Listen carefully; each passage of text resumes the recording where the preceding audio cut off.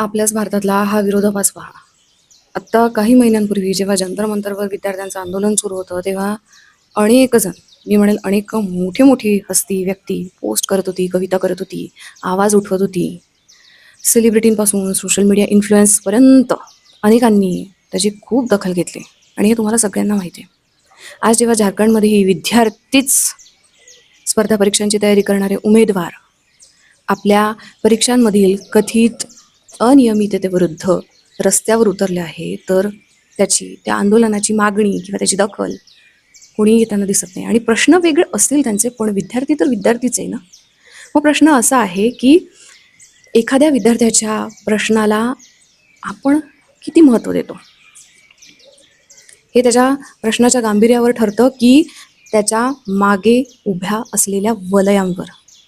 विचार करा यावर. जंतर मंतरवरचा विद्यार्थी दिसला कारण त्याच्या आंदोलनाला राष्ट्रीय माध्यमांचं आणि मोठ्या चेहऱ्याचं लक्ष मिळालं म्हणून. पण झारखंडमधला विद्यार्थी या सगळ्यांपासून दूर आहे. त्याचंही आंदोलन तितकं ग्लॅमरस नाही वाटत का तुम्हाला? त्याच्या मागे मोठं सेलिब्रिटी वलय नाही आहे म्हणून त्याचा आवाज कमी महत्त्वाचा ठरतो का मग? हीच तर आपल्या समाजाची एक मोठी शोकांतिका आहे. तुम्हाला कळतं का की आपण मुद्द्याला समर्थन नाही देत, आपण चेहऱ्याला समर्थन देतो. विद्यार्थ्यांच्या हक्काला समर्थन देतोय की ट्रेंडिंग हॅशटॅगला समर्थन देतोय? अन्यायाविरुद्ध उभे आहोत की कुठला एक मोठा सेलिब्रिटी आधी पोस्ट करतोय याची आपण वाट पाहतोय? आणि सगळ्यात महत्त्वाचं म्हणजे विद्यार्थी तर कोणत्याही राज्याचा असो ना, मग त्याचा प्रश्न कुठल्याही परीक्षेचा असो, त्याचा आवाज ऐकला गेला पाहिजेच. कारण विद्यार्थी हा शेवटी विद्यार्थीच आहे. तो दिल्लीत करतोय म्हणून तो वेगळा आणि तो झारखंडमध्ये करतोय म्हणून नाही. त्याचं नाव, त्याचं शहर, त्याच्या मागचं वलय किंवा त्याचे फॉलोअर्स बदलले म्हणून त्याच्या प्रश्नाची किंमत बदलू नये.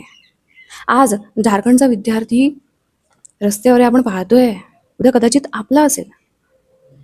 तेव्हा प्रश्न आपण स्वतःलाच एक विचारूया की आपण त्याचा आवाज ऐकणार आहोत का? आपण तसेच ते प्रश्न मांडणार आहोत का जसे आधी मांडले? की आपल्याला पुन्हा एखाद्या सेलिब्रिटीची पोस्ट येण्याची वाट पाहावी लागणार आहे?